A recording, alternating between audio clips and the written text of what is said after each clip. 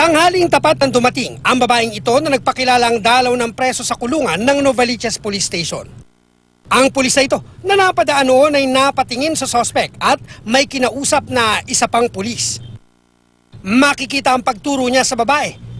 Namukaan daw pala ng pulis ang babaeng dalaw na nagpakilalang Ate Lo, na siya ring babaeng isinumbong ng isang concerned citizen sa pamamagitan ng text message.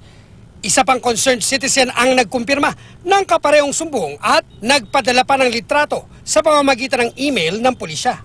Base sa sumbong, ginagawa raw drug den ng babaeng nakilalang si Geraldine Opsar alias Ate Lo ang tinitirhan nilang bahay sa Barangay Gulod. Pinagyayabang niya sa mga kapitbahay niya na kapwa tulak na kaya niya magpasok ng droga sa police station.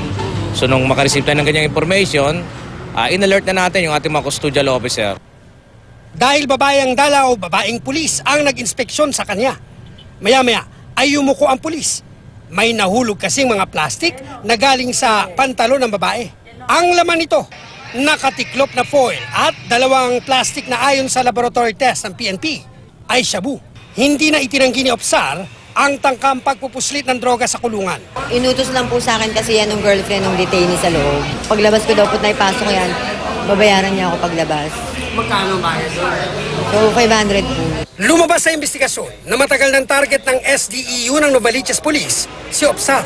Matapos maaresto ang live-in partner niyang si Elias Napoli, na naakto ang bumabatak ng shabu at nakikipagtransaksyon sa 4 pang umano'y sangkot sa droga sa loob ng bahay nila na umano'y drug den. 9 na plastic ng shabu ang na-recover sa mga sospek. May informasyon kami na yung bahay nila, patuloy pa rin yun at siya na yung parang namamahala, siya na yung nagmamanage ng drug den ng bahay nila. Sinampahan na ng paglabag sa Comprehensive Dangerous Drugs Act ang sospek. Cesar Apolinario, GMA News.